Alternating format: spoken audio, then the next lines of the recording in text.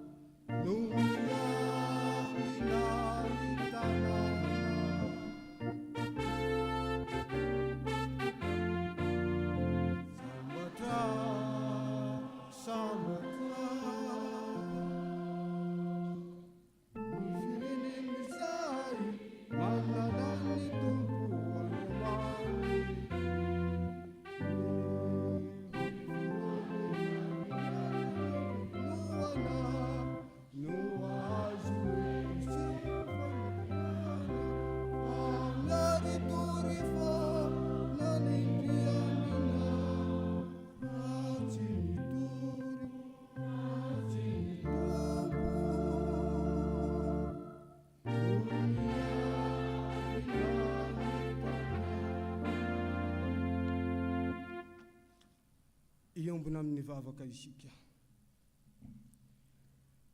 Ry Andriamanitra tompo renay izay any an-danitra.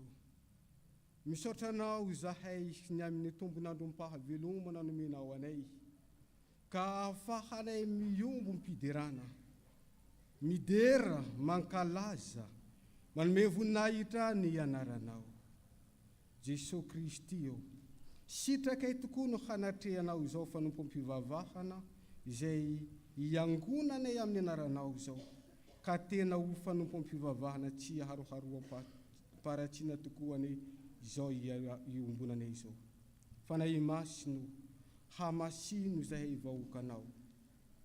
Hamasino ihany koa ny fanomponay, ary hamasino toraka izany ihany koa ny fiombonanay latabatra an'i Jesosy Kristy tomponay, ka hanekenay ho iraka tokoa.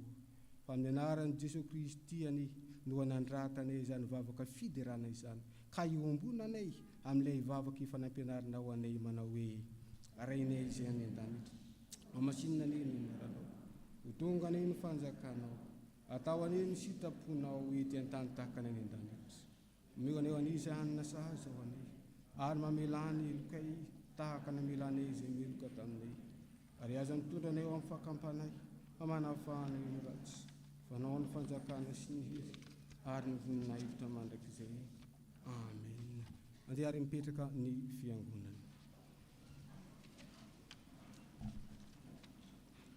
Ataontsika ny hira efa voalahatra.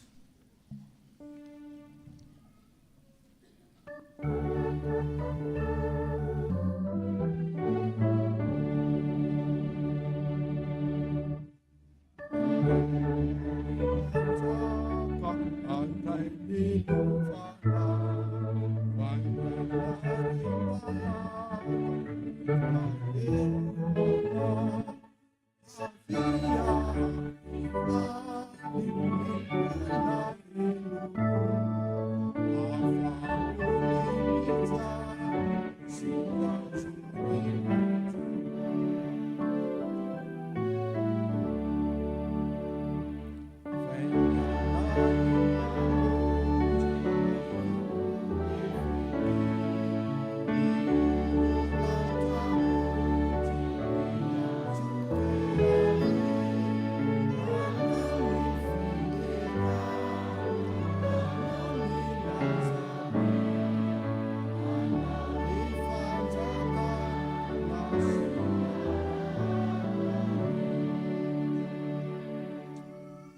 ry havana malala manana ny didiny sy ny sitrapony izay tia ny iainantsika tokoa ny tompo Andriamanitra koa enoy amin'ny fanajana ary ny teny soa mahafaly tsy manambara ny sitrapon'Andriamanitra ho antsika. Hoy ny apôstôly masina araka ny Timoty 2:4 hatramin'ny andininy 5 hoe eo anatrehan'Andriamanitra sy Kristy Jesosy izay tsara ny velona sy ny maty ary noho ny amin'ny fisehoany sy ny fanjakany no anoratako ananarako anao mafy mitoria ny teny mazotoana amin'ny fotoana na tsy amin'ny fotoana mandrese lahatra mampolosiha mananara mafy amin'ny faharipo sy ny fampianarana rehetra fa ho avy ny andro izay tsy hahazaka ny olona fampianarana tsy misy kilema fa angididy sofina izy dia hamory ny mpampianatra ho azy araka ny filany ary ampialany sofiny amin'ny teny marina tokoa izy ka hivily ho amin'ny anganongano fa ianao kosa mahonona tena amin'ny zavatra rehetra miareta fahoriana ataovy ny asan'ny evanjelista tanterao ny fanompo anao araka izany ary havana dia sambatra ny mahitsy lalana izay mandeha araka ny lalany Jehova sambatra izay mitandrina ny teny vavolombelony ka mitady azy amin'ny fony rehetra. Amen. Dia ariara iombambavaka isika. Endrey Tompo ny fahatsapanay ny halehiben'ny fitiavanao izay tsy mbala niritra mihitsy fa vaozanao isanandro isan'ora ka navaozanao anay ihany koa. Nambaranao taminay teo ny teny manambara ny sitraponao izay tianao izoranay olombofidinao. Namporisika anay ianao ny mba hanananay izy io tompo hitory sy izarany teninao na amin'ny fotoana na tsy amin'ny fotoana.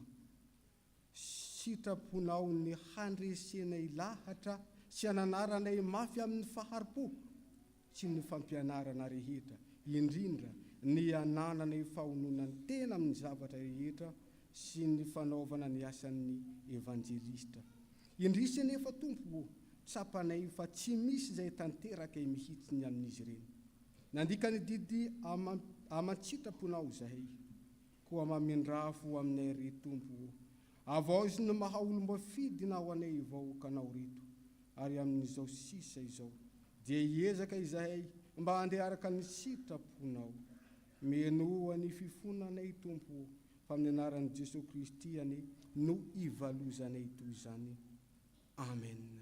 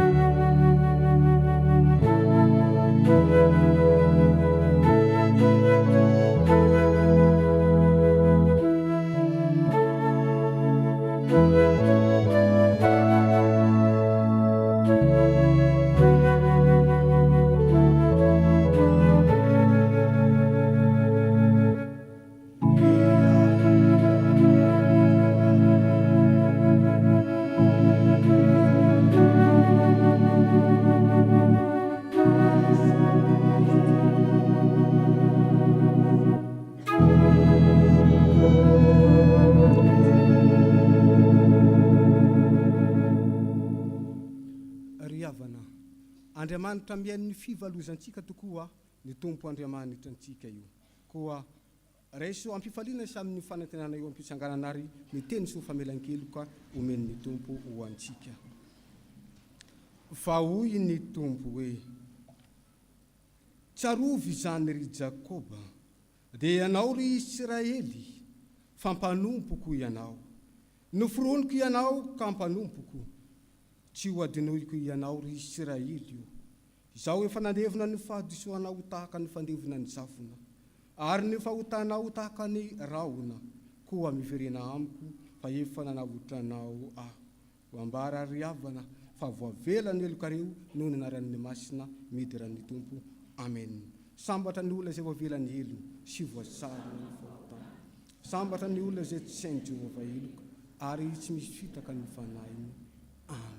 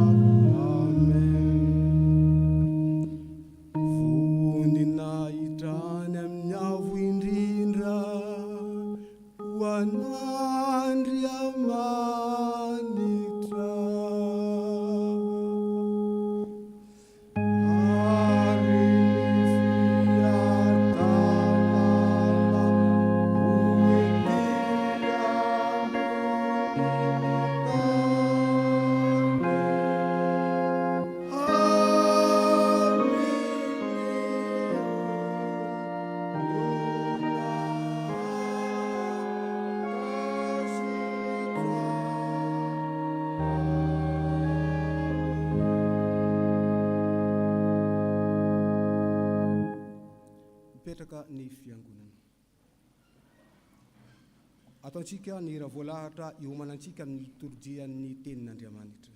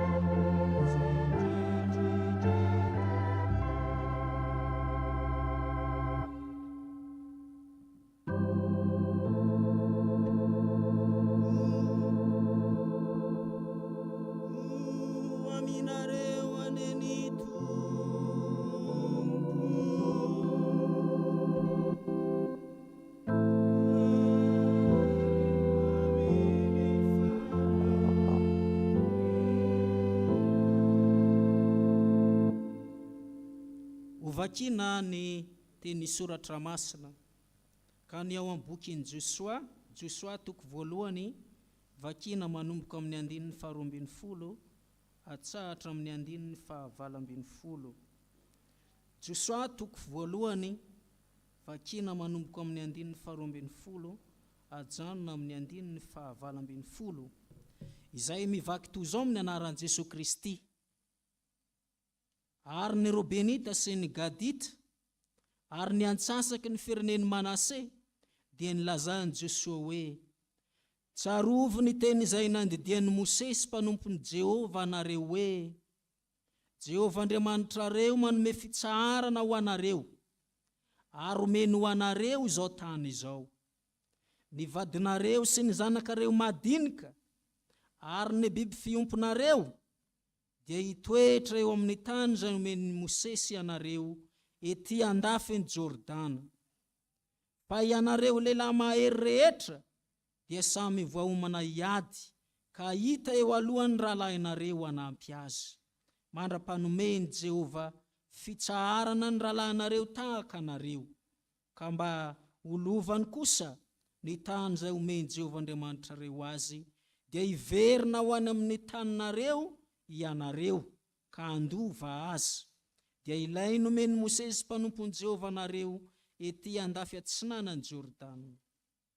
Dia namala ny Josoa izy ireo ka nanao hoe, izay rehetra andidianao anay dia ataonay, ary izay rehetra nirahanao anay dia aleanay. Araka ny nihainoanay an'i Mosesy tamin'ny zavatra rehetra no hihainoanay ianao koa. Ombanao ane Jehova Andriamanitrao tahaka ny nombany Mosesy. Izay rehetra mandany didinao ka tsy mihaino ny teninao amin'izay rehetra andidianao azy dia atao maty, koa mahereza sy matanjaha ianao.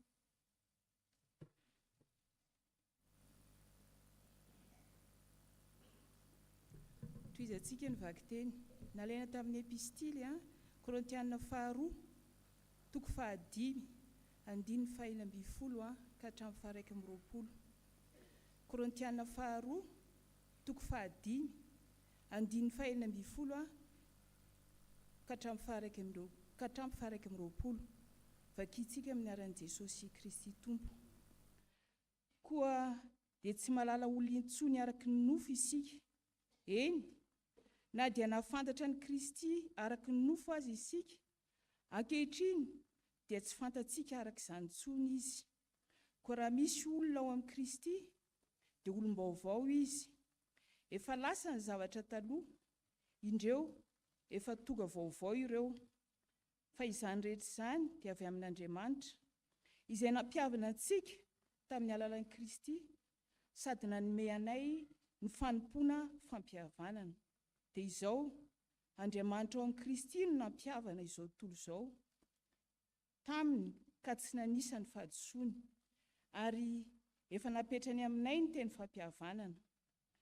Koa dia iraka solon'i Kristy izahay, toa an'Andriamanitra mampangataka anay aminareo. Solon'i Kristy izahay ka mangataka indrindra aminareo hoe mihavana amin'Andriamanitra anie ianareo, izay tsy nahalala ota dia efa nataony ota hamonjy antsika, mba ho tonga fahamarinana amin'ny Andriamanitra ao aminy kosa isika.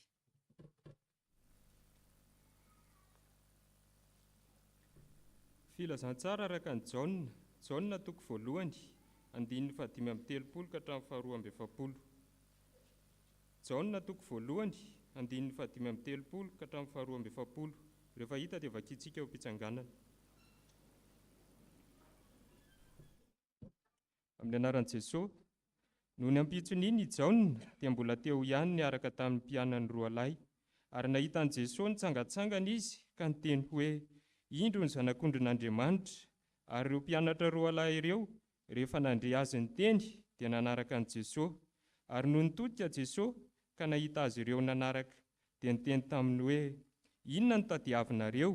Ary hoy izy roa lahy taminy, Raby, izany hoe mpampianatro, aiza ianao no mitoetra? Dia hoy izy taminy, avia fa ho hitanareo.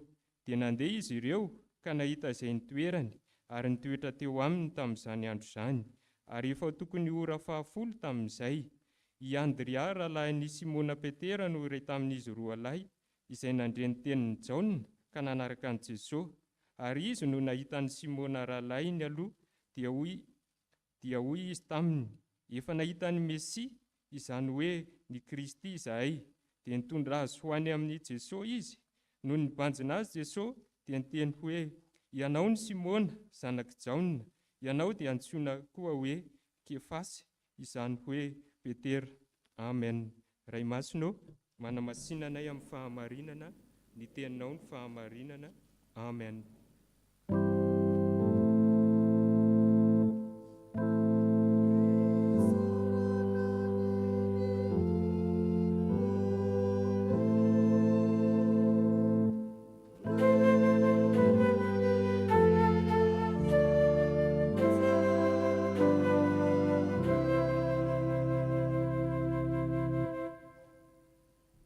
mbola iarivavakantsika tompoko.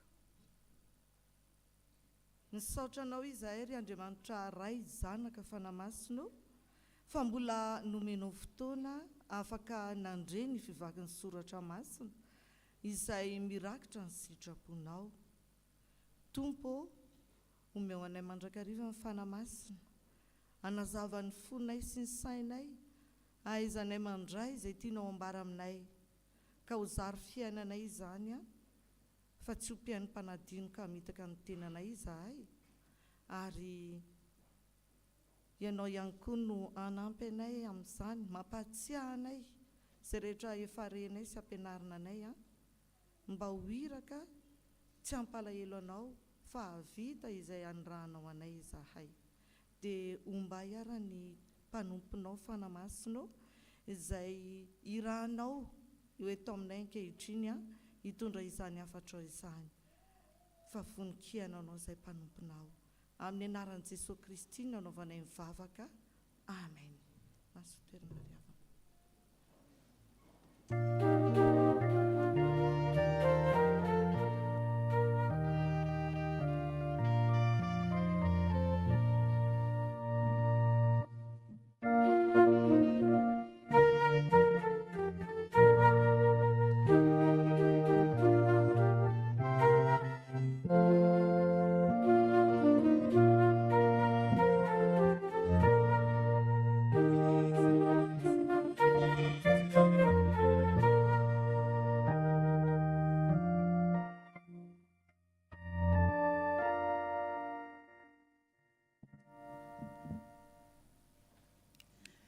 Isaorantsika ry havana ny Tompo Andriamanitsika noho ny fitiavany ihany fa tojon'izao fotoana izao sika hiaino ny teniny, ary ho antsika izay tafavory eto amin'izao zay kiteny moa zany hoe toby efa foy eny toerana fanabeazam-panahy ho an'ny tafika izao eto Ambahibe miarabantsika ary manona ny fiadanan'ny Tompo ho amintsika. Ary ankoatran'izany ry havana dia miarahaba ny fiangonana, miarahaba ny mpitandrina menakavy ihany koa. Hoy ny fiteny tany amin'ny toerana niasana taloha izay hoe nahazo ny andro rehefa dia miarahaba anareo nahatratran'izao fotoana izao. Ny tena izay nosafidiana amin'ity an'ity moa hotoriana dia hitantsika eo amin'ny fandaharana eo amin'ny Koritiana faharoa toko fahadimy andinin'ny faharoapolo tapany voalohany ao, zao le teny: iraka solon'ny Kristy izahay, iraka solon'ny Kristy izahay. Dia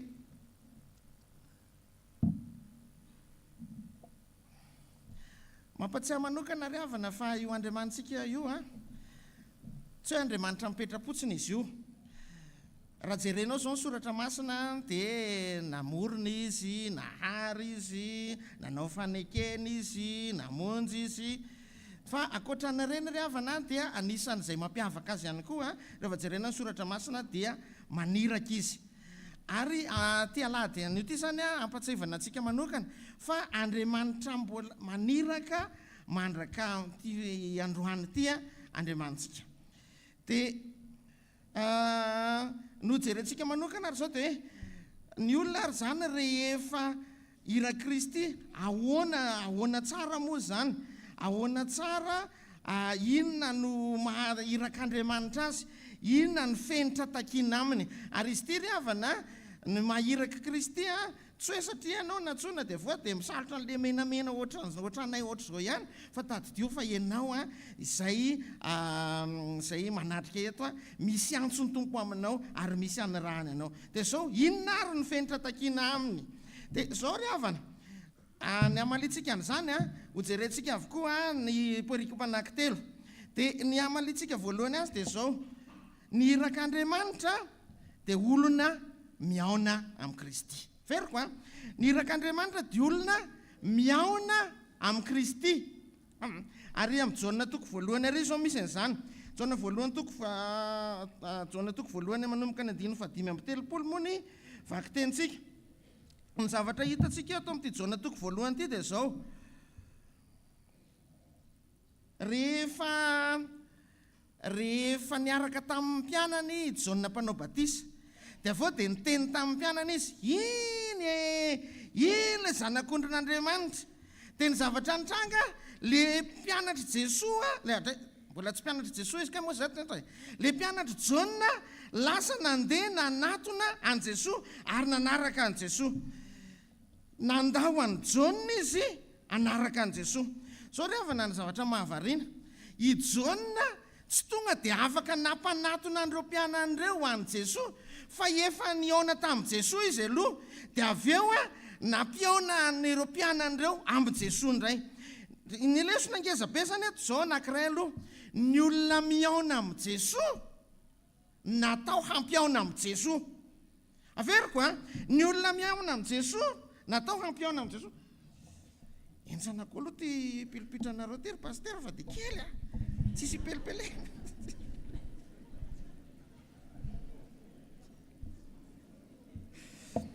Oe, mitoitsika. Ny olona miaona an Jesoa natao hampiaona an Jesoa.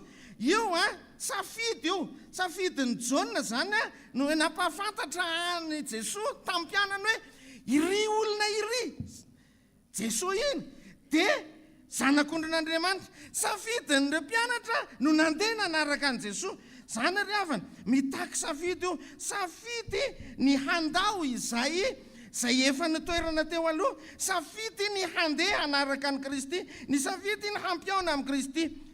Zany ry havana, Andrea zao eto rehefa jerena le izy, dia izy rehefa avy niaonany tamin'i Jesoa dia lasa izy niteny tamin'i Petera hoe efa nahita amin'ny Mesia zay, dia lasa niaona tamin'i Jesoa koa ny Petera. Dia zao ry havana, zao fantaro, ny mahahiraka Andriamanitra voalohany ny fihaonana amin'i Jesoa. Misy safidy ataonao ao, efa ampiaona anao safidy, anaraka sa tsy anaraka. Dia ny avy eo an'izay rehefa tafahoana aminy ianao, misy safidy atao fa hoe zao hoe natao ampiaona sa tsy ampiaona. Zao ry havana mifantaro, ny fiangonana no mitombo ny olona misafidy ny andray ny andraikitra izay ampanaovina azy no antony. Zany ry havana, kanefa raha manao ny andraikitra tsy miaona tamin'i Jesoa, reraka ambony ihany. Fa zany ry havana, ny irak'Andriamanitra miaona amin'i Jesoa. Fa tsy izay ihany ry havana ny zavatra mitranga. Miresaka irak'Andriamanitra sika, satria zao le izy hoe iraka solon'i Kristy zahay, izay le teny. Dia ny irak'Andriamanitra ry havana, ankoatrany hoe miaona amin'i Jesoa, dia mampatsiahy, ary amin'ny Josoa indray na hitantsika an'izany. Josoa toko voalohany, le 2:12 ka hatramin'ny 7:20. Mampatsiahy ny olona ny tenin'Andriamanitra. Dia teo niaona tamin'i Jesoa aloha, dia avy eo mampatsiahy ny olona ny tenin'Andriamanitra. Ny zavatra eto hoe ny zavatra ny tontolo hitantsika eto amin'ity Josoa toko voalohany ity dia zao: nanomboka niditra ny tany Kanana ny zanak'Israely. Dia avy eo nisy ny tareo hoe ndafatsinanan'ny Jordana, dia nisy ny andrefany Jordana. Dia nanomboka azo zany avy tany amin'ny ndafatsinana, dia nametrahana an'ireo foko roa sy tapany, ny Robenita, ny Gadita, dia ny atsasaka ny foko ny Manase. Fa rehefa avy eo amin'izay tafapetraka tsara reny, dia niresahany Josoa, dia zao ny fomba nytenenan'i Josoa azy: tsarovy ny teny izay nandidy Mosesy mpanompon'izao na mpanompon'ny tompo anareo. Tsarovy, mampatsiahy ny fokony Robena sy Gad ary ny atsasaka Manase izy ny zavatra efa nataon'Andriamanitra, hoe efa nomena fitsara nareo, efa nomena tany nareo, fa omena andraikitra koa nareo, hoe andao hiaraka hiady, satria ireo rahalanareo mbola misy zavatra mila atao, mbola misy adidy tsy maintsy hatrehany. Dia zany ry havana le izy mampatsiahy ny teny adino, mampatsiahy ny adidy, satria ry havana rehefa raikitra ny rotaka amin'ny ankapobeny ny adino voalohany ny tompo, rehefa raikitra ny fiadanana ny ankapobeny ny adino voalohany ny tompo dia adino foana zany entsana koa nge io tompo fa dia adino lava nefa dia izy amin'io zany mba tia atsika ihany fa dia zao ry havana zany no ilana ny iraky ny tompo irak'Andriamanitra hampatsiahy ny teny adino hampatsiahy ny fanekena hampatsiahy ny adidy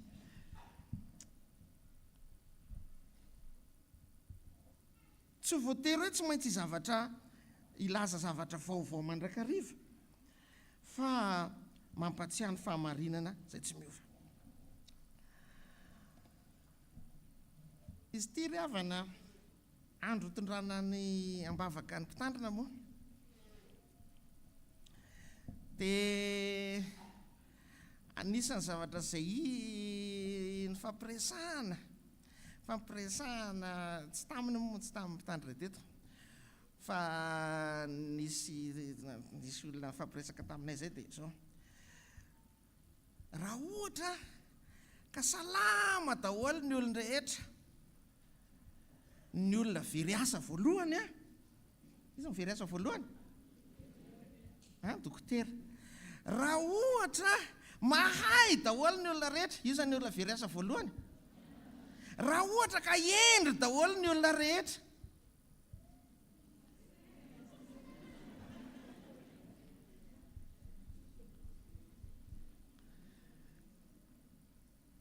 iza tsara zany ilay zavatra mitranga reto dia inona zany ilana ny pastery eo anisany zay ianarahany tompo dia zao maniraka hampatsiahy izay efa nataon'ny tompo maniraka hampatsiahy ny tenin'ny tompo maniraka hampatsiahy ny sitrapon'ny tompo satria manenina satria ny mora adino indrindra rehefa raikitra ny raikitra Andriamanitra no adino voalohany dia zany ry havana ny antony io adino lava moa izy io dia saorana ny tompo fa manome ny hirana izy hampatsiahy ampifantoka am'zay hampatsiahy ny teniny fa miainga avy amin'ity ny irak'Andriamanitra miaona amin'ny Kristy zay izy teo zay izy raha Jaona ny raisitsika ny irak'Andriamanitra mampatsiahy ny tenin'Andriamanitra zay izy raha ohatra ka Josoa ny raisina fa izao koa ry havana ny irak'Andriamanitra dia mampifantoka amin'ny olona amin'ny tena zava-dehibe mampifantoka ny olona amin'ny tena zava-dehibe miverina ry amin'ny Koritianina faharoa amin'izay tsika ry havana Koritianina faharoa no nandraisana an'io Koritianina ry havana ampahafantarina antsika fa raha mba misy tanàna be ady anisany io raha mba misy tanàna tena be ady hevitra anisany io raha mba misy tanàna tena mifandramatra anisany io zany ry havana dia eto nefa zao eto amin'ity toko fahadimy ty no resantsika manokana tsy zany nasongadiny Paoly tsy nasongadiny hoe nareo reto dia loza nareo miady nareo reto dia loza nareo miady hevitra nareo reto dia loza nareo misarabasana tsy zany ny zavatra mahaimaiky amin'ny Paoly fa namaiky amin'ny Paoly dia zao inona ny fototry ny filazantsara ny fototry ny filazantsara dia i Kristy ny fototry ny filazantsara dia ny fampihavanana nataon'i Kristy ary zany nampifantoka amin'ny olona ny tena zava-dehibe dia ny filazantsara ny Kristy zany no ivony avatra zany ry havana fantaro tsy mampifantoka ny olona amin'ny tena ny irak'Andriamanitra fa mampifantoka ny olona amin'ny Kristy izay naniraka azy rehefa adino Kristy ao amin'ny fanompona an'Andriamanitra vita tsisy raisina tsony zany ry havako rehefa very io dia very ny ivony filazantsara very lalana ny fiangonana ary zany ry havana no ilana ny irak'Andriamanitra hampifantoka amin'ny tena zava-dehibe asanareo raha mba efa tratra ohatra ity raikitra ny iraka ohatra hoe asaina mandeha makany an-tsena ianao mividiana n'izao zavatra zao alainao le vola alainao le arona dia anao tsy voatery hoe tsy maintsy iny foana iny fotsiny alefa lasa anao kany dia ohatra hoe atsy amintsena ihanina tonga eo amin'izay ianao raikitra amin'izay inary moa le ataoko eto teo da nineto ary mo inary moa le za aloha efa tratra ary tsy indray mandeha fa asa aloha nareo fa zany ry havana mila ampatsiahivina mandrakariva ampatsiahivina mandrakariva hoe inona no zava-dehibe inona ny antom-pisinao zany ry havana ny zavatra mitranga zany ary zany no ilana ny irak'Andriamanitra ary eto ry havana hiteny ty zavatra ty manokana fitondrana mibavaka ny mpitandrina menakavy moa izy ty fa io ange rehefa raikitra ny tokoa ka raikitra ny tokoa ndraindray fefika mpitandrina ny tena dia fantatra zany mpitandrina le entina mibavaka dia fantatra ny fa ilana zany ny ilana ny ankohona ny mpitandrina teneniko manokana ny resaka vadina mpitandrina mampatsiahy zao ange le zavatra mila tsadiny zao ange le zava-dehibe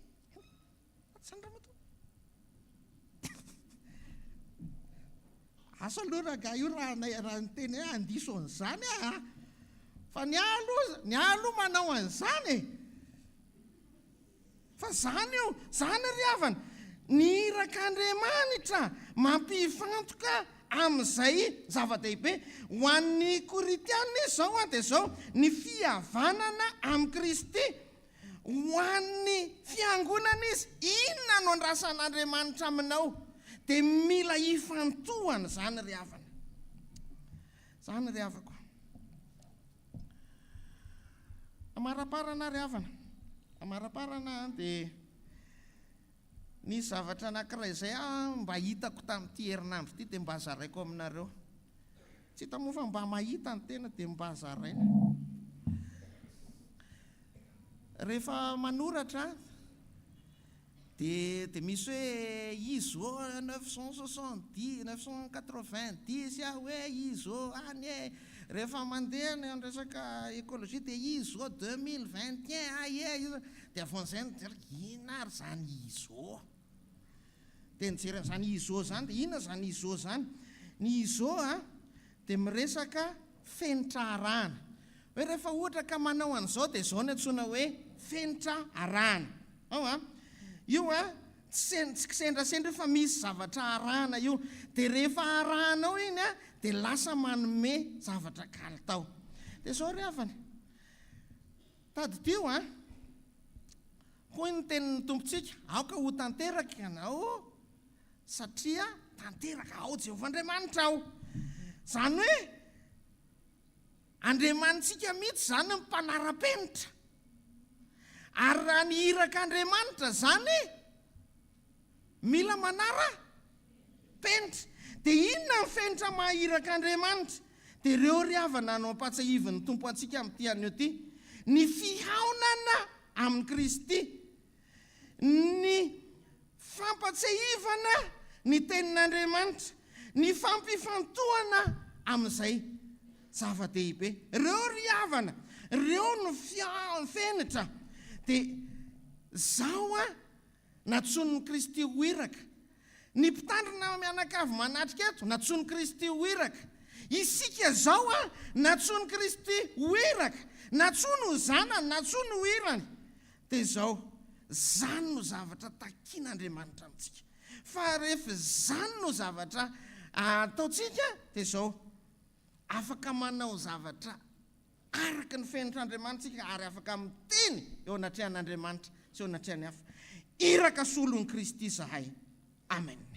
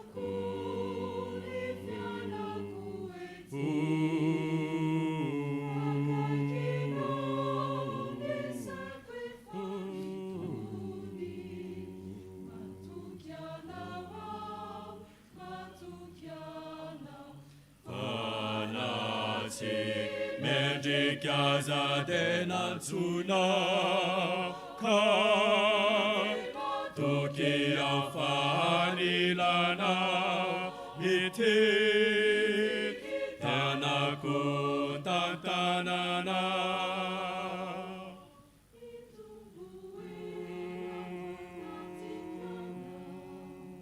ka matukiana wa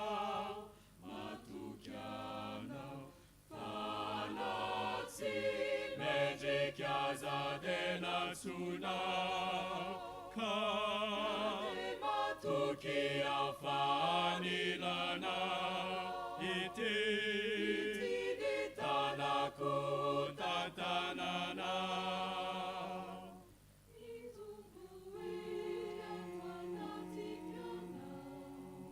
ka matukiana wa matukiana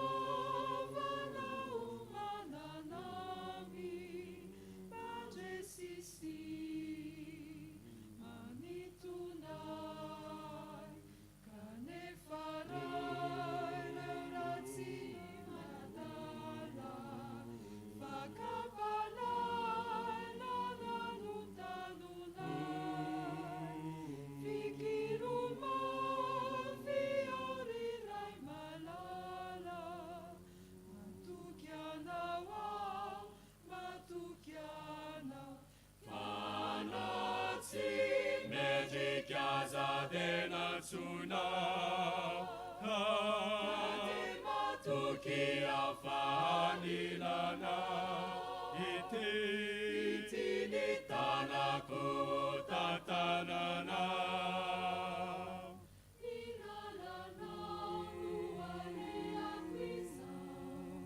ka matukiana wa matukiana mendrika zadena suna ka matuki afanilana iti tanako tatanana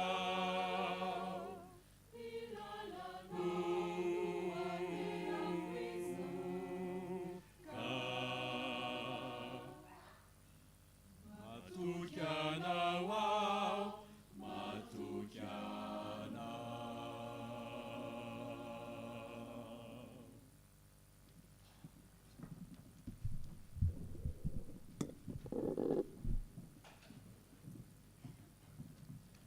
oka isika hivavaka ry havana. Ry Jesosy Kristy mpaniraka anay eo.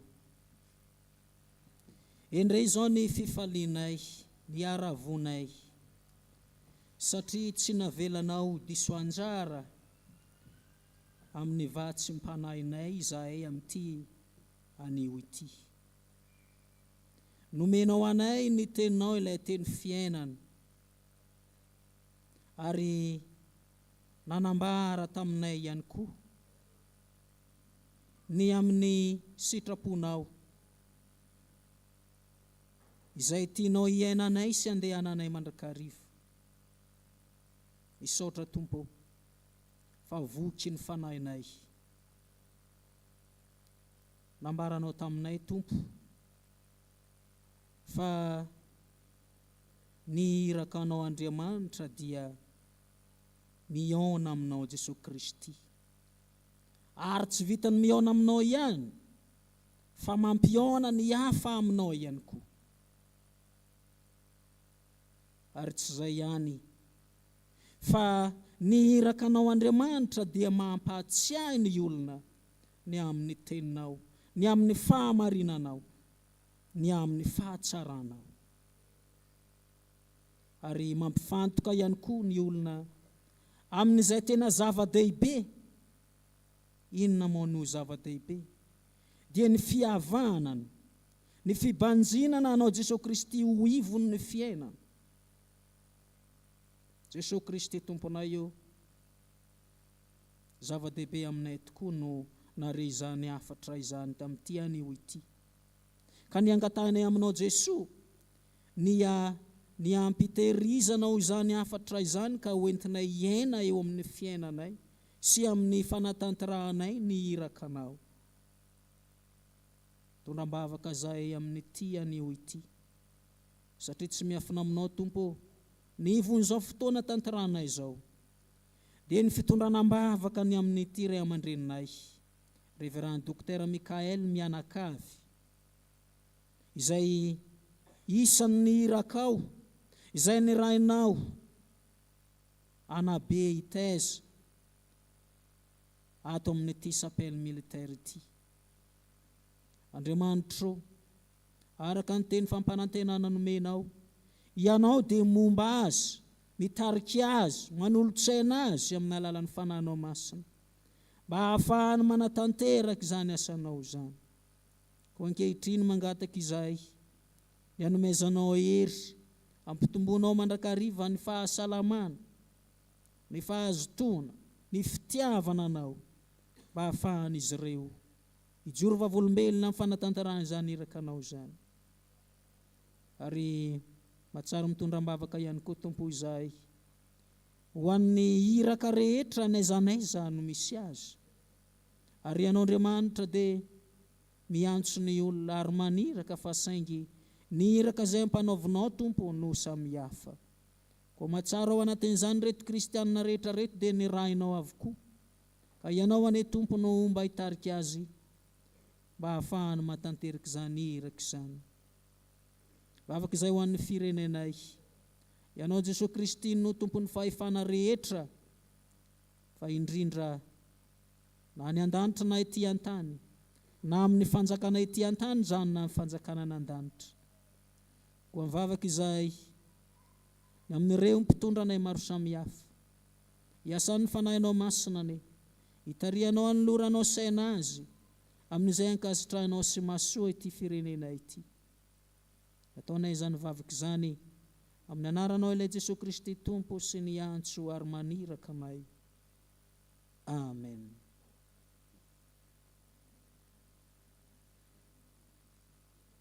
Ry havana malala, oka hitsangana isika anambara ny finoantsika eo anatrehan'Andriamanitra sy ny fiangonana amin'ny alalan'ny fiombonantsika amin'ny fanekem-pinoana apostolika manao hoe mihinan'Andriamanitra ary mihinan Jesosy Kristy zanany lahatokana tompontsika, izay nitorotoroany tamin'ny fanahy masina, nateraky Marie Virginy, nijalina na Pontio Pilato, nomboana tamin'ny azy fitsainoana, maty ka naleva, nidiny tany amin'ny fiainantsika, nitsangany tamin'ny maty tamin'ny andro fahatelo, miakatra ho an'an-danitra, mipetraka ankavan'Andriamanitra ara-tsy-to, avy any no hiaviany tsara ny velona sy ny maro, mihiny ny fanahy masina, ny fiangona masina maneran'izao tontolo izao, ny fiombonan'ny olona masina, ny famonan-kely, ny fitsanganan tena maty, ary ny fiainana mandrakizay. Amen. Azo toerana ny fiangonana.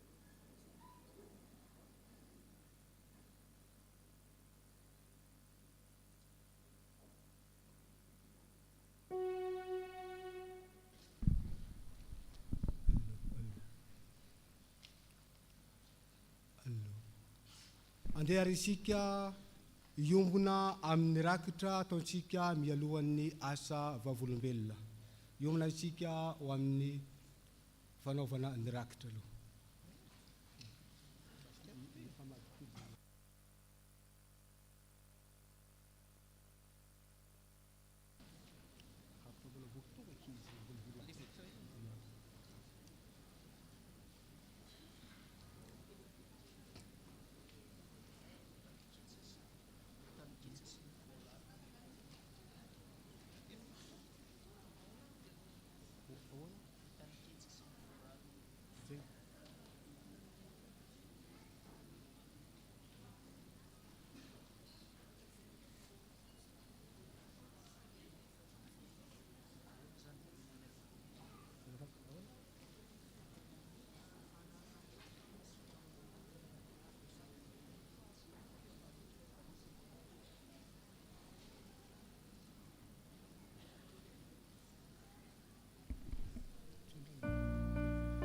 dia ny fandaminantsika azy dia toy izao: rakitra, misy rakitra voalohany, rakitra faharoa, ary efa misy eo ampovoany eo ilay androtsantsika valopy ho amin'ny alahadin'ny mpitandrina.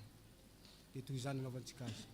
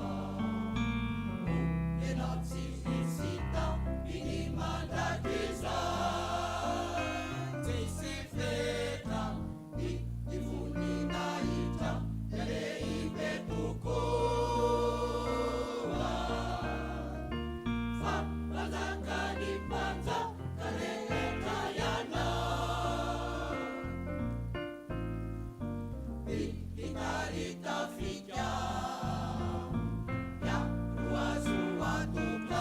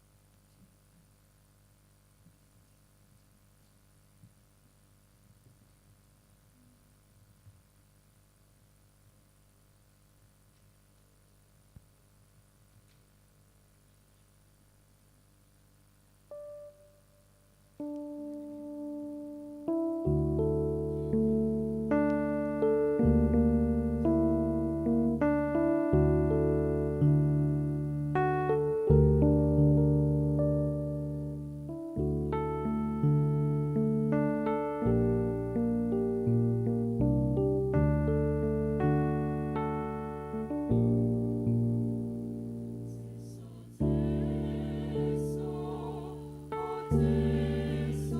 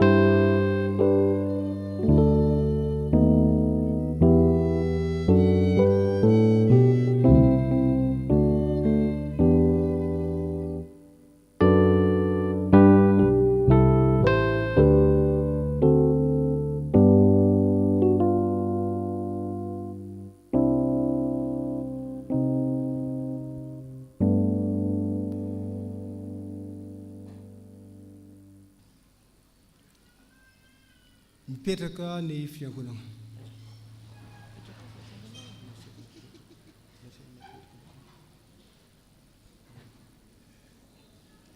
Izao atsika dia tonga eo amin'ny asa vavolombelona. Dia iraintsika ary ny hira 520 taonan'ny mpitandrina Révérend Docteur Mikael Rakotojafy. Dia miomana ny amin'ny fiangonana.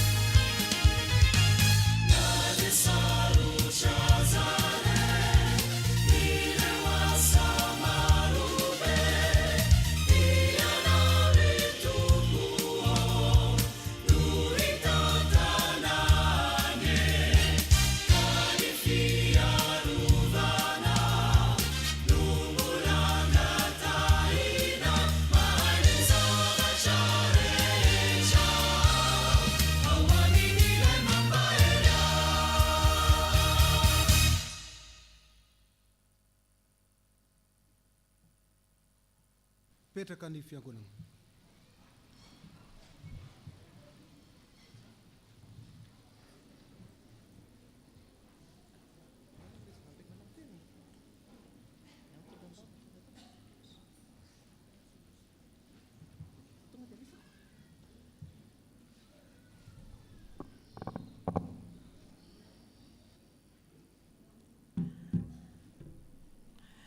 tonga amin'ny fotoana tena izy ivavaka ho an'ny mpitandrina mianakavy eo tsika izao ry havana dia ny araba moa tahaka ny farilavavany dia na ho an'ny fiangonana na ho an'ny mpitandrina ry havana dia aterina hatrany ny arahaba aterina hatrany ny arahaba na hatratra izao fotoana izao tamin'iny herinandro iny izay dia nisy texte anankiroa andiniana manokana ny anankiray mpanjaka faharoa toko faharoapolo dia ny anankiray kolosianina dia le izy ao amin'ny mpanjaka faharoa dia ny mpitarika mitondra mambafaka ny vahoakany fa ao amin'ny kolosianina indray ny vahoaka mitondra mambavaka Paul le ao mitondra mambavaka ny Paul dia zao ry havana ny fifampitondrana mambavaka dia isan'izay mampahomby indrindra ny asa dia zany no antony izao fotoana izao dia angatahana rangana ro menakavy matsangana vetivety aloha foentinay mambavaka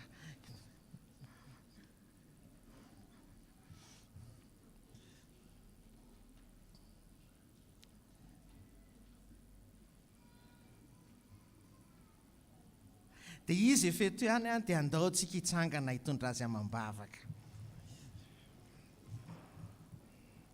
ivavaka isika mankasitraka anao izay Andriamanitra noho ny fitiavana izay fanomenao anay mankasitraka anao izay fa mampianatra anay ianao mampianatra anay ianao ho an'ny mpitarika mba hitondra mambavaka izay entina mba hahatonga ny famonjenao ho amin'ny tanàna ho amin'ny firenena fa mampianatra anay ihany koa ianao ho an'ny entina mba hitondra mambavaka izay mpitarika mba hahatonga ny teninao hisokatra varavarana ka hiasa amin'ny tsirairay handroso ary amin'izany Andriamanitra misaotra manokana anao zahay no ireto fianakaviana ireto izay nantsoina manokana nanaiko ho irakao nanaiko ho solonao hitondra ny fanevanao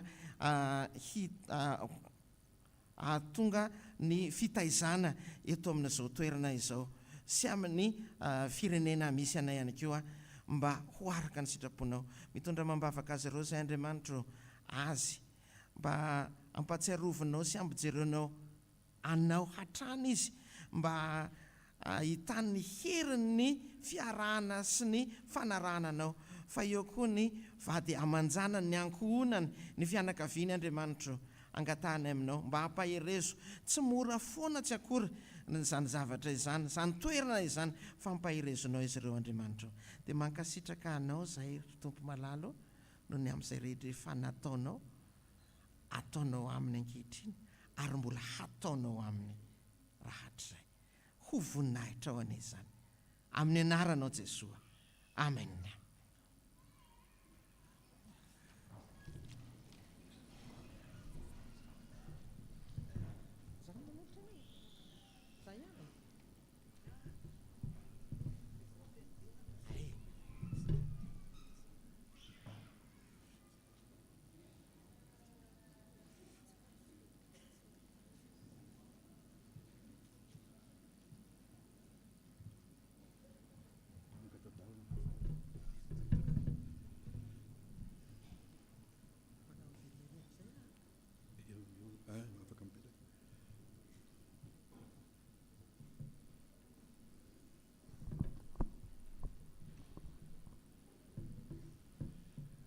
Ny tenin'Andriamanitra vakinao amintsika ao anatin'ny soramandry famporisihina ny Timoty haharitra tsara na dia azo pahoriana azy vakina amin'ny anaran'ny Tompo. Koa ianao anaka dia aoka hiahery amin'ny fahasoavana izay ao amin'ny Kristy Jesosy ary izay zavatra efa renao tamiko teo anatrehan'ny vavolombelona maro dia atolory ny olona mahatoky izay ahay mampianatra ny sasany koa. Miaritra ny mafy amiko ianao tahaka ny miaramila tsara ny Kristy Jesosy. Ny miaramila manafika dia tsy mba misy maningo tena amin'ny raharahany izao fiainana izao, mba hafaly zay efa nifidy azy ho miaramila. Zany teny zany dia ao amin'ny bokin'ny Timoty 2:2 ka hatramin'ny 4. Amen. Mijoreto ny tenako amin'ny mahafoloan'ny biraon'ny fiangonana. Misolo tenany maro dia lanatsiny. Ampanetretena no andraisako ny fitenenana eto. Dia ho ampitombona amintsika hatranany ny fahasoavana sy ny fiadanana avy amin'ilay Andriamanitra ray sy Jesosy Kristy tompontsika. Amen. Andro lehibe ity andro androany ity, alahady 5 ny volana Jolay 2024, andro natokan'ny fiangonana hitondrana ambavaka ny mpitandrina Rakotsafy Mikaela Menakavy. Nefa alohan'izany zavatra rehetra zany dia faly miarahaba antsika rehetra tafavory eto amin'ny anaran'ny Tompo. Vory eto isika noho izany fotoan-dehibe izany. Ny Tompony ho amintsika hatrany. Manana vahiny tsika araka ny tenenina teo dia ny Docteur Rakotoarivony Soloarivelo Toavindraza, zay nitondra ny tenin'Andriamanitra tamintsika teo. Dia faly miarabanao zay Docteur Pasteur zay nitondra ny tenin'Andriamanitra tonga soa ato amin'ny fiangonana s'appelle militaire Apaibe, fiangonana fitaizam-panahy protestanta ho an'ny folo alin-dahy. Dia misaotra ny amin'ny tenin'Andriamanitra zay notoriana teo. Ny pasteur moa dia tsy joviana amin'ny tena satria ao anatin'ny mpiara-miazakazaka masina. Ratsaivina vao tamin'ny lakamisy ny ona farany pasteur. Tamin'ny lakamisy zay ny ona, tao anatin'ny telo taona moa zany zay niaraka amin'izay azakazaka masina zay. Ny zavatra mahagaga tamin'ny lakamisy zany ao anatin'ny azakazaka masina, izany manokatra ny vavaka. Dia i pasteur Toavindraza no namarana ny vavaka. Dia mahagaga ny Tompo. Dia tamin'ny tapabolana ihany koa izy iny pasteur, vita ny azakazaka masina, dia mbola niara-nody zahay. Dia eny an-dalana dia mampianatra izy, sady mifakahery moa zay, dia isaorana indrindra pasteur fa dia mampianatra izy, makahery. Dia zao izy mbola miaraka amintsika eto, isaorana indrindra pasteur ny fahatongavana. Manaraka an'izay misy vahiny ihany koa isika, dia ny pasteur na Nosy-Beanala. Mbola any Nosy-Beanala sa va? Moramanga. Ya, ny pasteur Victorien, efa fantatsika pasteur mpianadrara teto amin'ny Sapelle ihany izy io, miaraka amin'ny vady aman-janany angatana mba hitsangana. Tonga eto ry zareo miara-miombom-bavaka amintsika, isaorana be dia be, arabaina tonga soa tompoko. Dia misaotra indrindra. Misy pasteur anankiray ihany koa tonga eo, ay pasteur Valsoa io hitantsika eo, zanaky ny fiangonana. Misaotra indrindra miara-miombona amina amintsika eto, dia arabaina pasteur. Misaotra indrindra. Zay no ela hiditra amin'ny fotoana isika mitodika aminao Docteur Révérend Rakotsafy Mikaela sy ny ankonana, ny vady, ny zanaka. Fotoana natokan'ny fiangonana hitondranam-bavaka anareo ny androany. Dia arabaina Tompoko noho izany fotoan-dehibe izany. Io moa dia voasoratra ao anatin'ny 3T, tetikasa, tetiandro, tetibolan'ny fiangonana, izany fotoan-dehibe izany, ary ao anatin'ny fotoanan'ny FJKM ihany koa. Dia miarahaba anareo zay Docteur nahatratra ny andro androany. Dia ny Tompony ho aminareo hatrany ny amin'izany fotoana izany. Araka ny tenenina teo dia famporisihana mba hiahery amin'ny fitaizana ny fiangonana, satria ady mafy ny fitaizana amin'ny fiangonana, ary mba hatoky eo anatrehan'ny fiangonana, ahitaiza ny fiangonana miaritra ny mafy mba ho tena miaramila tsara ny Kristy. Ny fiangonana amin'ny mpitandrina zay mitondra antsika eto amin'ny fiangonana moa dia miaramila izy hitantsika io a dia isaorana azy zany a arak'izay hoe mba tena ho miaramila tsara any Kristy. Dia zay no hiarabana azy ireo a tsy mendrika tiaka aveo zany tompoko akasitana tompoko. Manarak'izay araky ny efa fandarana moa zany a dia ny rakitra faharoa dia ho atolotra azy mianakavy a dia indro zay tompoko a manolotra ny rakitra faharoa atolotra anareo a dia le valopy zay nozaraina tamintsika natolotritsika tamin'ny rakitra teo a atolotra azy mianakavy.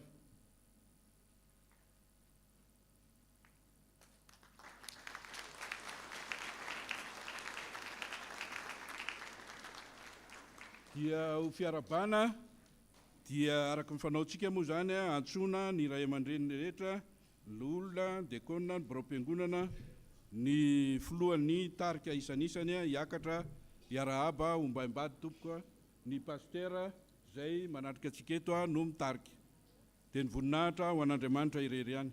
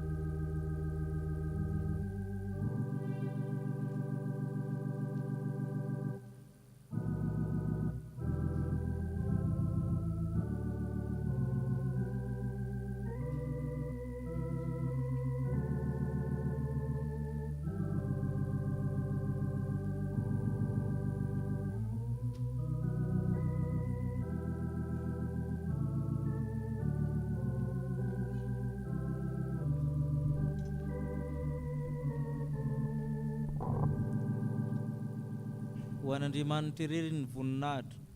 Misaotra ny tompo mandrakariva izahay ny amin'ny fisinareo mitondra mbavaka anay. Mpanombotsy maso ihany zay any tokony nataonay betsaka ny tsy vitanay. amin'ny andro anankiray anatin'ny taona asehinareo fa tena mitonam-bavaka anay nareo anatrano fa ny andro aminy dia aseho eto amin'ny fiangonana sady narahanareo fanomezana. Misaotra ny tompo ny amin'ny zavatra rehetra, misaotra pastera ny amin'ny fitondrana ny tenin'Andriamanitra sy ny fitariana izao aladin'ny mpitandrina izao. Misaotra koa ny mpitandrina mpizadraraha izay miara manompo eto. Saorina ny filohan'ny baron'ny fiangonana, ny baron'ny fiangonana, nareo filoam-boninahitra sy loholona eto amin'ny fiangonana, ny dekona sy loholona rahateo, ny sampana rehetra izay mifampitatana mifampandrosoana ny fiangonana, nareo amin'ny lafin'ny teknika, ny itsika rehetra kristianina tsy ankanavaka ny amin'izao fotoana itonanam-bavaka ny mpitandrina izao. Misaotra amin'ny tompo izay manana nareo satria raha tsy misy mitondram-bavaka, olombelona tahaka ny olombelona ihany ny mpitandrina, nofo tahaka ny nofo rehetra ihany izy raha mitondram-bavaka antsika rehetra izy dia ndray mandeha anatin'ny taona nareo maneho koa fa mitondram-bavaka azy tena zava-dehibe ary tena manan-kery reny bavaka ataonareo reny na amin'ny asa rehetra, na amin'ny toerana rehetra aleha, na amin'ny rehetra ny rahan'ny fiangonana sy ny rahan'ny miaramila, dia reny bavaka ataonareo reny tena mahery ary mahatonga anay mbola tafajoro ohatr'izao dia noho ny vavaka ataonareo. Io koa ny fanohanana ataonareo milafiny aranofo, milafiny tamaso, na amin'ny fitsovana manokana amin'ny pastera zany na amin'ny alalan'ny fanomezana tahaka izao, misy ny material sy ny sisa eo amin'ny fiainana andavanandro tsy masaraka anay ianareo, dia ankasitrahana ny amin'izany rehetra izany. Saorina koa ny vady aman-jana koa izay amin'ny fiarahana manompo araka amin'ny toroteny teo, manolo-tsaina koa ary miara-mizaka ny zavatra rehetra efa mitomany koa zareo, raha faly koa izy ireo, dia miara-miaritra ao anatin'izany rehetra izany mandritra amin'ny taona dia mivalina amin'ny taona koa zany. Dia misaotra antsika rehetra zany ary saorana amin'ny foibe fitsikema sy ny ministeran'ny filohalon-dahy satria ireo anankiroa ireny no lehibe eo amin'ny fiahina ny chapelle militaire sy ny aumônier militaire rehetra. Dia misaotra ny tompo zay ny amin'izay. Ny fiofanana mitohy mbola mangataka vavaka aminareo satria mbola manohy zay ny fampiofanan'ny dekona manerina ny Madagasikara. Verina indray ny version manaraka amin'ity volana jolay ty mamarina amin'ny dekona rehetra, mety rahana zany any dego zany amin'ny fanofanana dekona.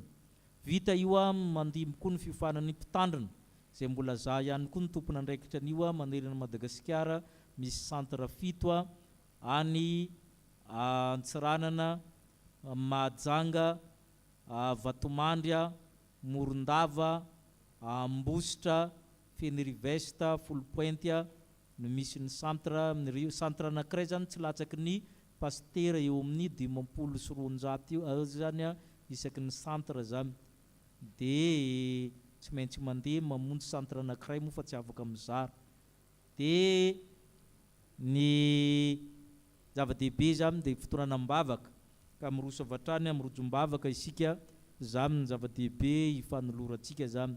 Dia mangataka an'ireo izay tonga tsingerin-taona volana jolay zany hitsangana zany ao arabain'ny fiangonana, izay teraka volana jolay rehetra zany tahaka ny fanaontsika zany. Izay nahatsiaro fahasoavana manokana hiderana ny tompo hitsangana. Ireo izay marary sy manana ny marary hitsangana. Ireo izay manana olana manokana entina-mbavaka hitsangana. Ireo izay namony havany hoentina-mbavaka ho ampahirezana. Hivavaka isika. Mizaranao izay tompony amin'ny fotoana meno anay manao rojom-bavaka.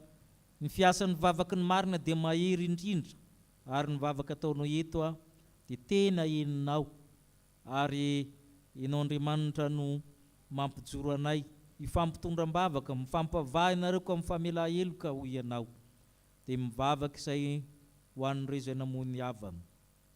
Misy ny fahoriana mangidy ny fisarahana, ary misy ny tebotebo ho an'ny kambotsy sy ny mpitondra-tena no Andriamanitra hijery azy ireo. Andriamanitra ny nofo rehetra ianao, rain'izy ireo ianao manana omena, ka omeo azy ny fanahin'ny fiadanana, fanahin'ny fampiononana, fanahin'ny fampahirezana ampifaly azy amin'ny fifiliana tena izy eo aminao Kristy, na dia misy ny alahelo na dia misy ny fahatsiarovana. Mivavaka izay ho an'izay rehetra manana olana amin'ny tenany, amin'ny tokantranony, amin'ny zanany, amin'ny taratasy na ny velany ampitan-dranomasina nahita toerana, eo ny raha-pitsarahana, eo ny ady maro samihafa, mila ho kivy sy ketraka izy ireo indraindray mba hamenatr'olona indraindray, satria misy ny fanenjena indraindray, misy ny trosa miditra, misy ny fanambaniana ataon'ny hafa koa, ary misy tena zavatsarotra trerin'izy ireo miatra manaina.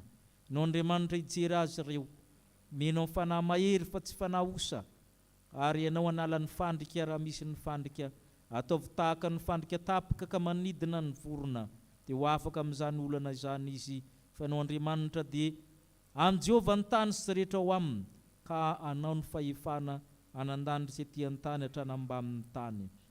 Ho dia matoky izay fa iazakazaka ireo tsy ho reraka andeha tsy ho sasatra, elatra ny akarany tahaka ny an'ny voromahery.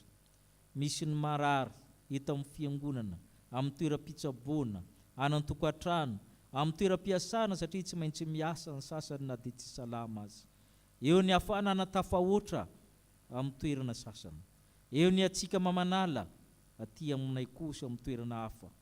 Jereo manokana ireo izay marisarisa, ireo izay marifo, eo n'Andriamanitra nindro ny loharamina retina rehetra, hiaro ny aina tsy hidina nandavaka, ampahirezo ny reraka amin'ny oso ome fahatanjahana, anome hery ny fanombodim-piasaina ianao no rivotra mpitsabo, ampatanjaka ny finoana amin'izay tsy mampiasa fanafody, ka amin'ny anaranao no anasitranana azy ireo.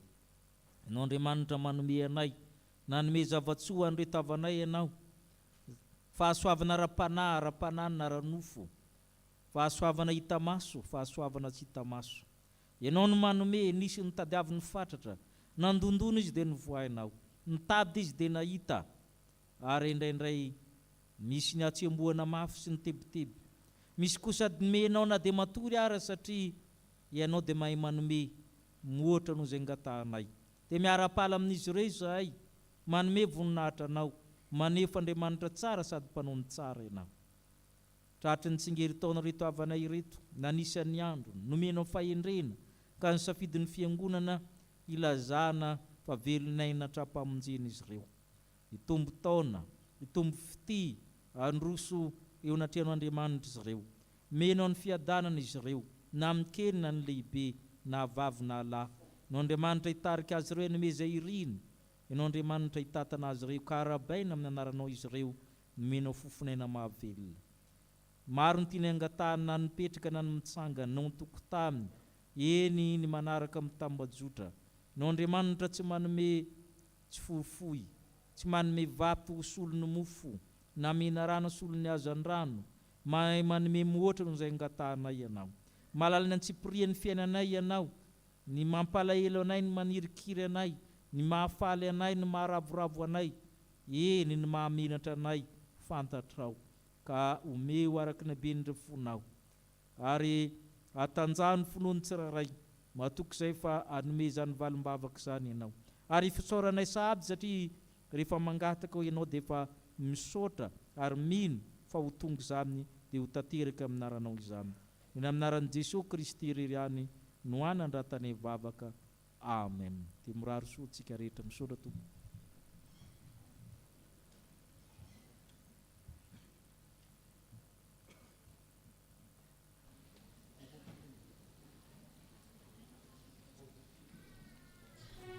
Izao ary tonga eo amin'ny fotoana ho an'ny vaovao-mpiangonana isika izao.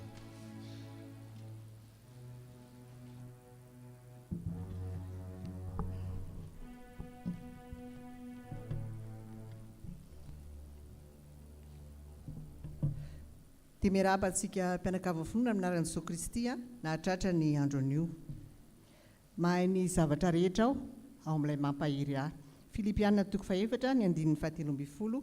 Izany tenin'Andriamanitra izany no hiara-banantsika rehetra, ary hiara-bana manokana ihany koa ny mpitandrina mianakavy nahatratra ny andro anio izay natokantsika fiangonana hitondranam-bavaka azy ireo. Ilay Andriamanitra nanendry sy naniraka anareo any momba anareo mandrakariva.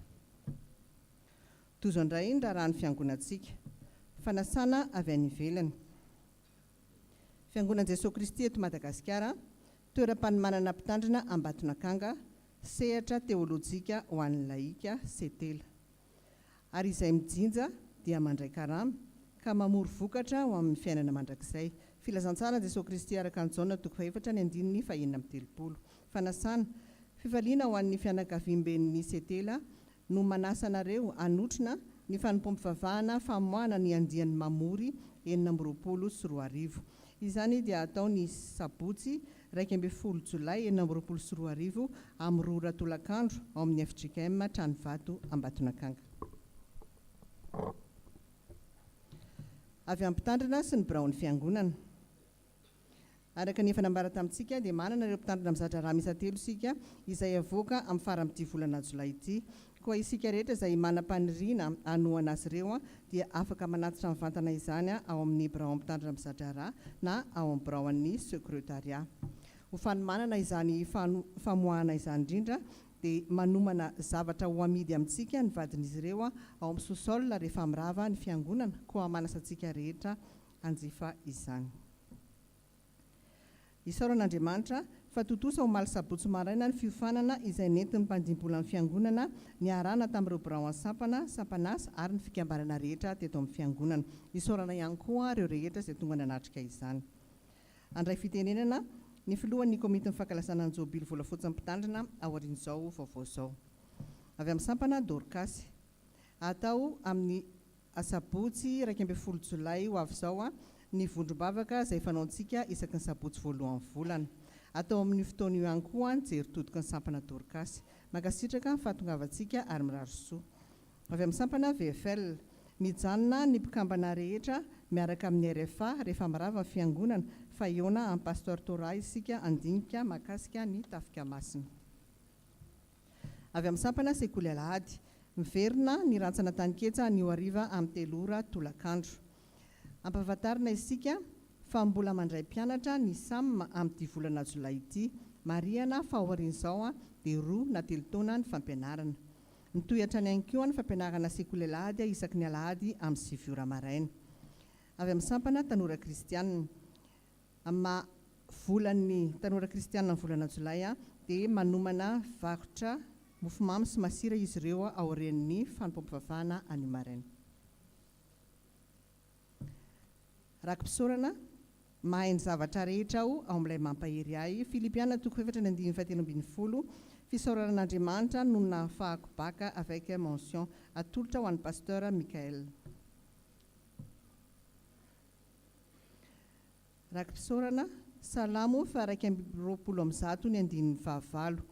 Jehova hiaro ny fivoanao sy ny fidiranao hatramin'izao ka ho mandrakizay.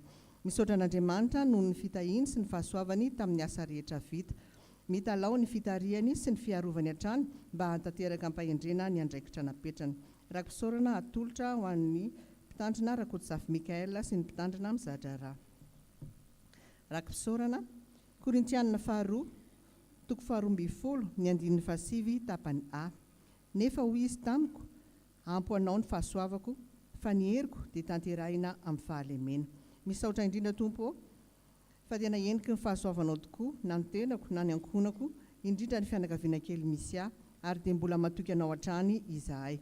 Izany fisaorako an'Andriamanitra izany dia inty aho manolotra rakim-pisaorana ho an'ny mpitandrina eto amin'ny fiangonana, ho an'ny chorale Rotonta, ho an'ny sampana sekoly alahady, ho an'ny sampana Dorcas ary ho an'ny fiangonana. Ny voninahitra ho an'Andriamanitra ireriana.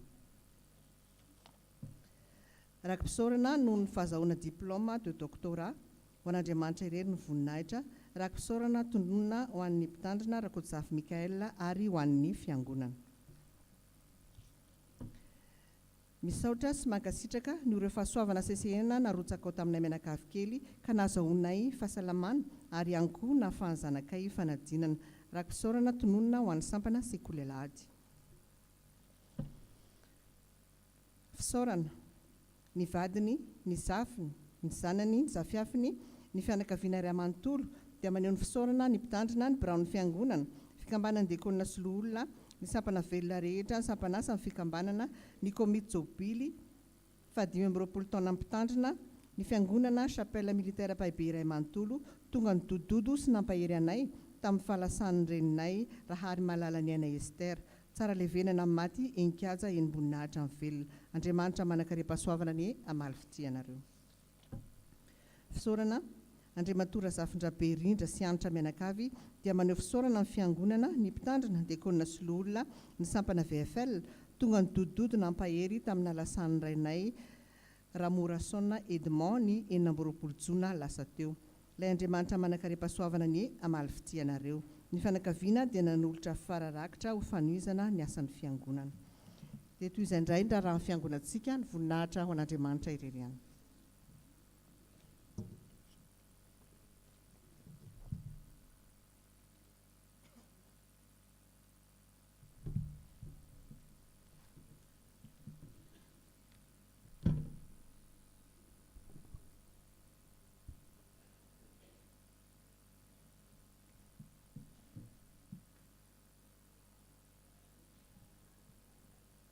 Mbola raisinay hatrany ny tean'Andriamanitra ao amin'ny Filipiana toko faefatra 17 mahay ny zavatra rehetra aho ao amin'ilay mampahery ahy. Izany teny izany no entinay miaraba amin'ny fiangonana amin'izao andro anio izao.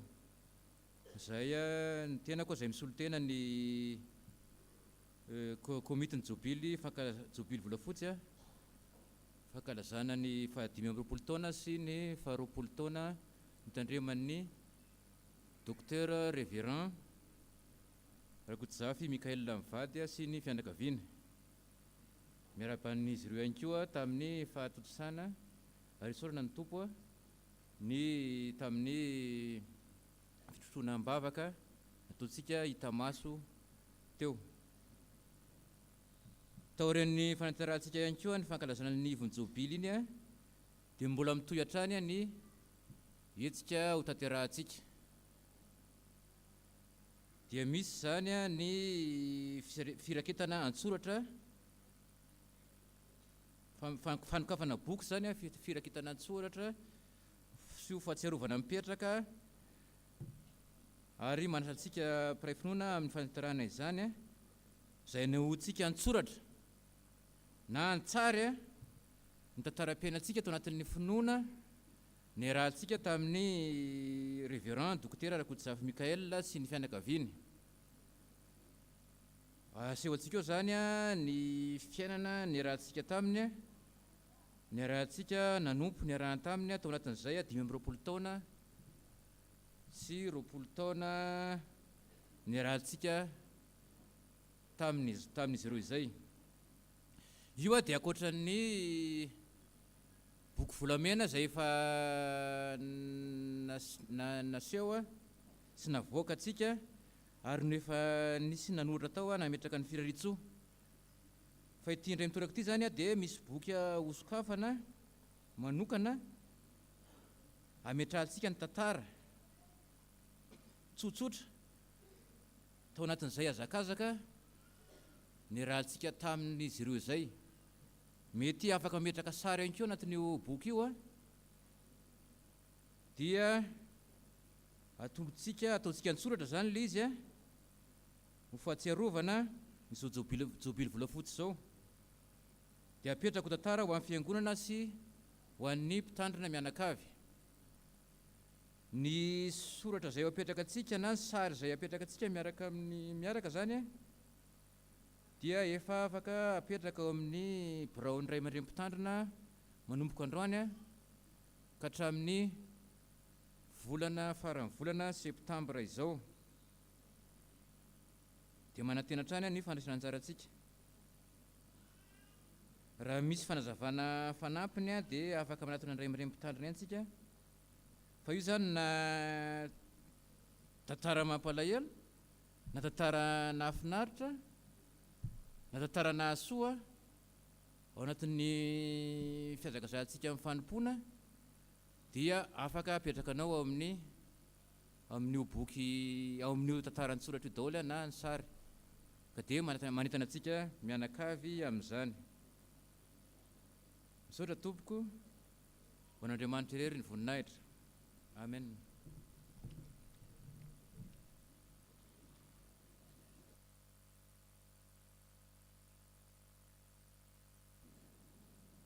Fifaliana ho antsika fiangonana mandray andreto ray aman-dreny reto andray ny zanany eo amin'ny sakramentany batisa, nolotra ny zanany ho amin'ny sakramentany batisa. Ny zazakely Rakotovao Antsatra Rosalia, atolotry ny ray aman-dreniny Rakotovao Andritina Marcelin sy Ramandrison Felana. Raha ao izy angatahana itsangana. Ito izy aoriana ito. Zazakely Razafinjatovo Enika Grace, natolotry Razafinjatovo Tolotra Jemima sy Randriamiarina Sarobidy Arivony.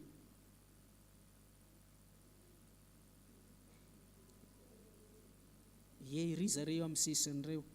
Vavaka ho anareo ny fiangonana, mahazo toerana ianareo. Ho an'Andriamanitra ery ny voninahitra. Amarana izao fotoana izao sika ry havana, ka mialohan'izay dia ampatsahivina sy asainam-pitiavana ny mpandray fanasan'ny tompo iombon-databatra amin'ny tompo rehefa avy eo.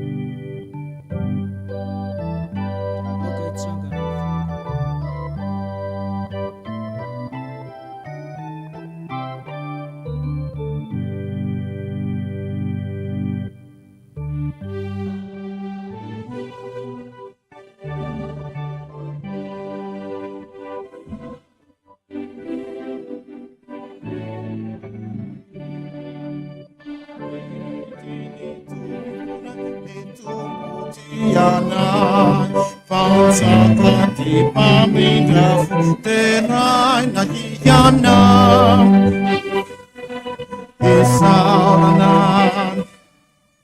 Isauranan fapefiantra hiyana pansakape fiti Isaurana nitumpunai Isaurana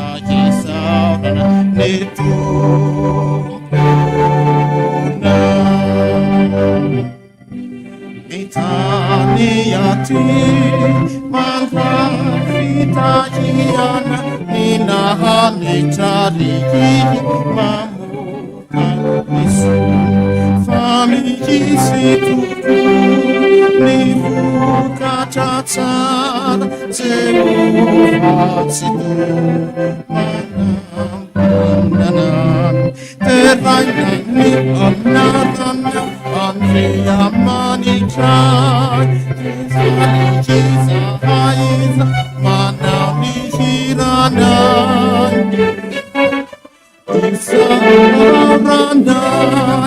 Isaranai, Yandiana Arina, Pansaka Pehiti, Teraina Niyanarana, Andrea Manicai, Efali Haiza, Manami Hiranai,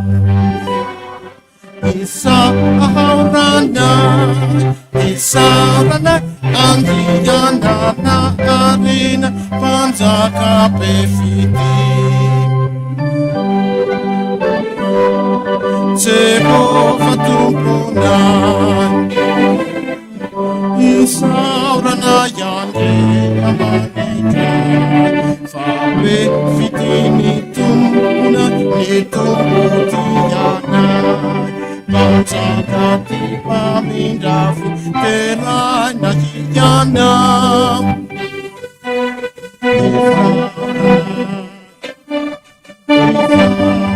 Fabe fiatra hiyana Pansakabe fiti Isaurana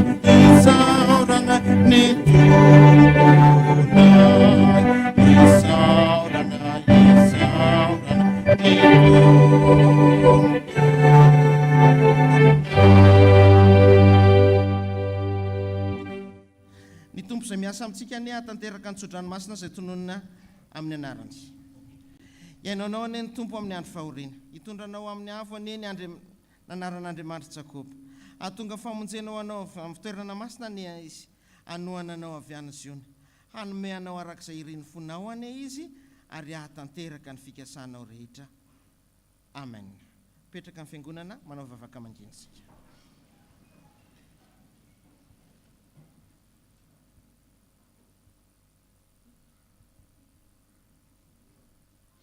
An'Andriamanitra irery ny voninahitra amin'ny anaran'ny Ray sy ny Zanaka ary fanahy masina.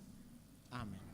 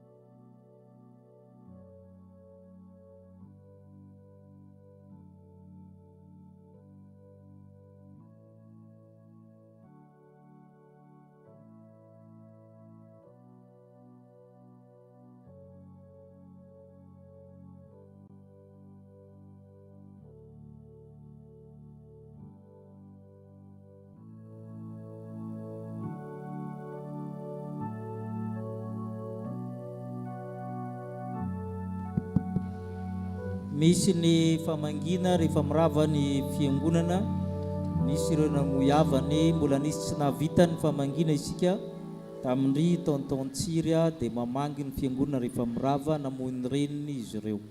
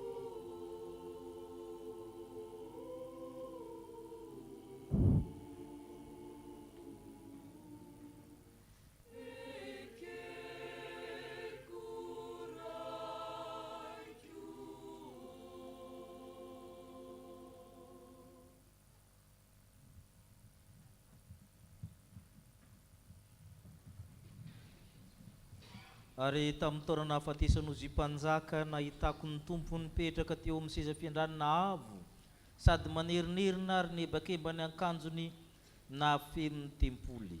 Ny serafima nitsangana teo amboniny manana enatra enina avy, ny roa nanarona amin'ny tavany, ny roa nanarona ny tongony, ny roa na amin'ny dinany. Ary nananitra ny feno izy ka ny famaly nanao hira hoe: masina masina Jehovah tompony maro, eniko ny vonina aminy tamin'ny rehetra. Dia nihorihoro ny fanambaminy tokonana noho ny feony ry nananitra ny feony ary feno setroka ny trano. Dia hoy izaho: lozako, maty aho, fa lehilahy malotomolotra sady ato amin'ny firena malotomolotra no hitoerako. Fa Andriamanitra mpanjaka dia Jehovah ny tompony maro no efa hitan'ny masoko. Dia nanidina ny natonany serafima anankiray, mitondra vainafo tena ny tanana izy, izay nalainy tamin'ny tandra avy teo amin'ny alitara. Ary nateny ny vavako izaho amin'ny ka hoy izy: indra efa miteka molotra ao io, ka dia afaka ny elokao ary voavelany fahotanao. Ary nandreny feon'ny tompo anana hoe: iza no irahako, iza nandeha ho irakay? Dia hoy izaho: inty aho, iraho aho. Izany Andriamanitra be voninahitra izany dia nanolotra izao fanasana izao amin'ny alalan'ny zanany, mba ho sakrameta masina azo tsapain-tanana ny fahasoavana hita maso amin'ny Kristy, ko asandrato amin'ny tompo ny fonareo. Tompony tompo sy fanjakan'ny mpanjaka ianao Kristy, manana ny fahefana rehetra nandanitra izay ty antamy, feny fiderana anao nandanitra, ny kerubima sy ny serafima rakotry ny elany, ny arikanjely ny anjely tsy omby alinalina, ny mpaminany ny martiora ny apôstôly. Eny mianta aminao zay, mba hiombona ny feno maro be nandanitra, ka hisantatra ny fanjakana sy ny fiobina masina manao hoe: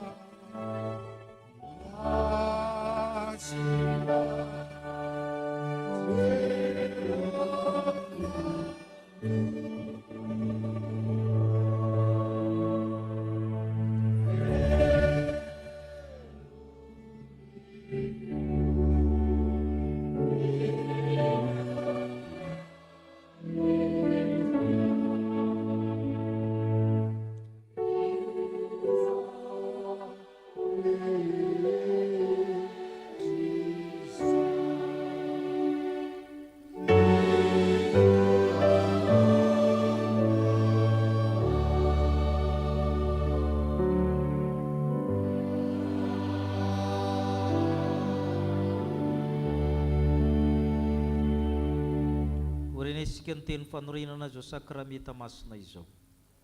Fa i Jesosy tompo tamin'iny alina iny izay namadiana azy dia nandray mofo, ary rehefa nisaotra izy dia novakiny ka hoy izy: raiso hoano, ity ny tenako izay omena ho anareo, izao no ataovy fahatsiarovana ahy.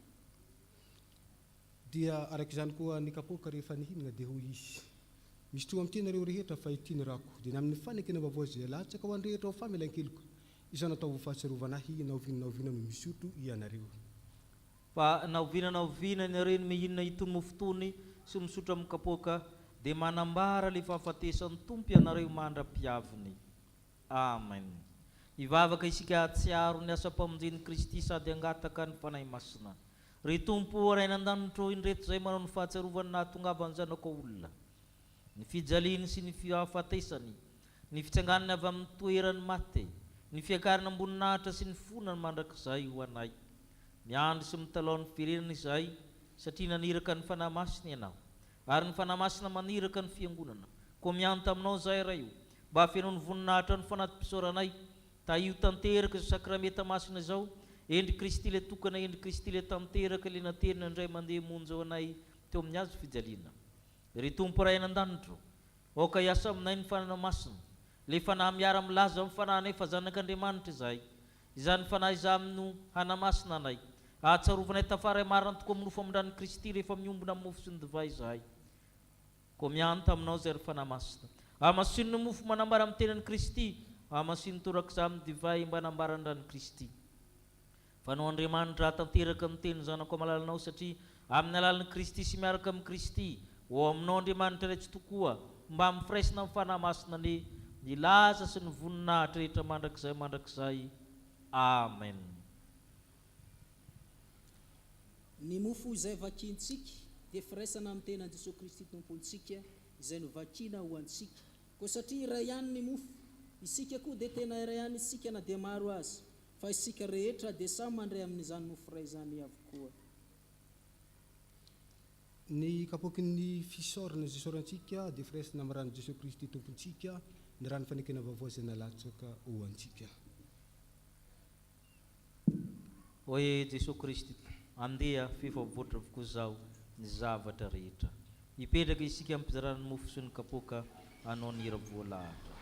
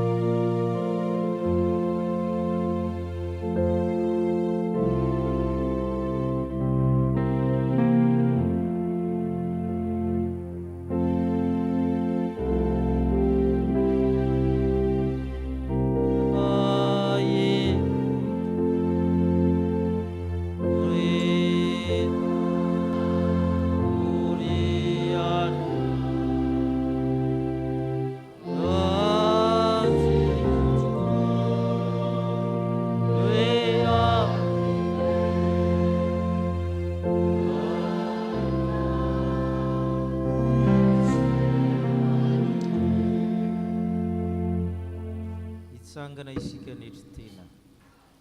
Oka isika iombopo amin'ny fanetretena manao hoe Tompo. Tsy mendrika ny tao izanakao. Tompo, tsy mendrika ny idirana ambany tafitrano.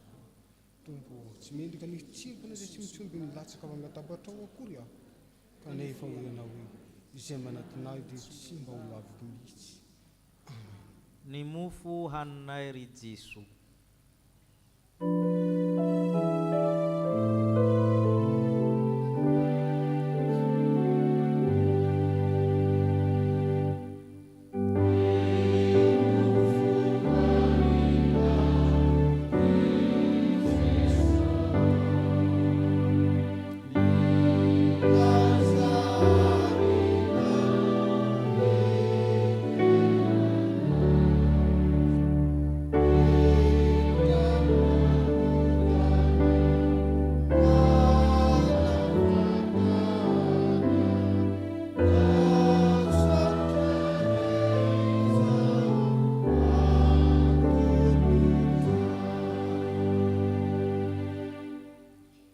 Jesù Kristi, raiso anao, ity no tenako, izao no ataovy fahatsarovanay.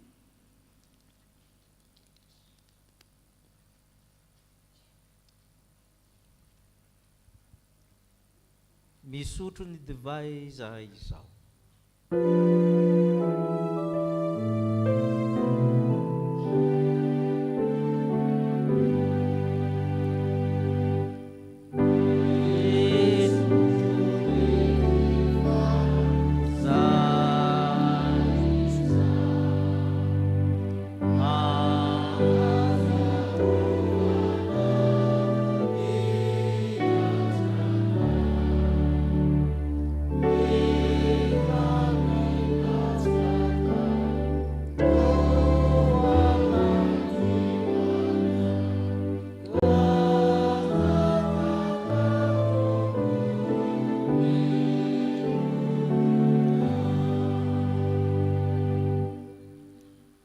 Jesua Kristi, siotro nareo rehetra ity fahitinarako, teny amin'ny fanekena vaovao izay latsaka ho an'ny maro famelan-keloka, izao natao fahatsarovanay na ovinona no misotro ianareo.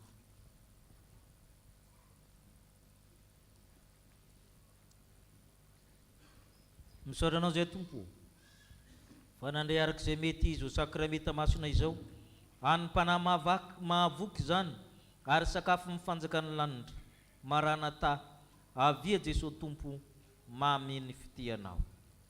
Amen. Hoy ny afatry ny Tompo amintsika. Be ny vokatra fa ny piasany vitsy, koa mandehana amin'izany mangataha amin'ny tompony vokatra, mba hampandehana ny piasa amory ny vokatra. Mandehana, indro za manirika anareo tahaka ny zanak'ondro eo ampovoany ambody, ka mora tahaka ny voromailala, hendre tahaka ny menarana. Amen. Ipetraka amin'ny fifaliana isika noho ny rakom-pisaorana.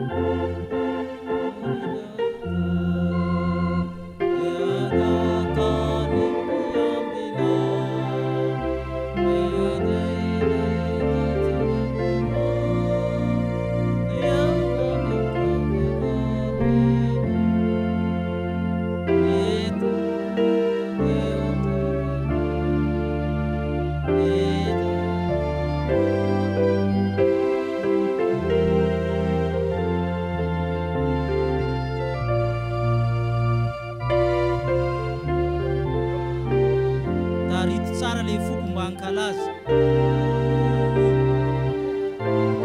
ankalaza Jesosy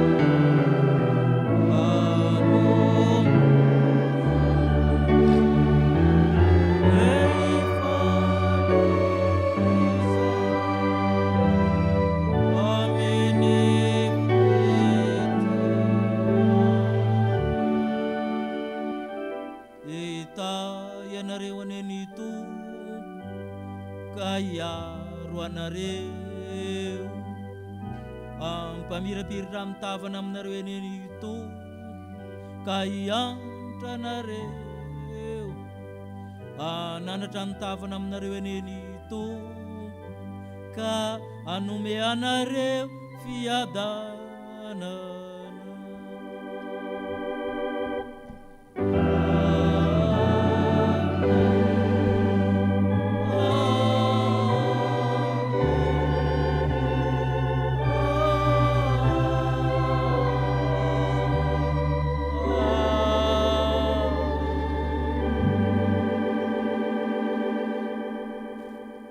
petraka hivavaka mangina isika to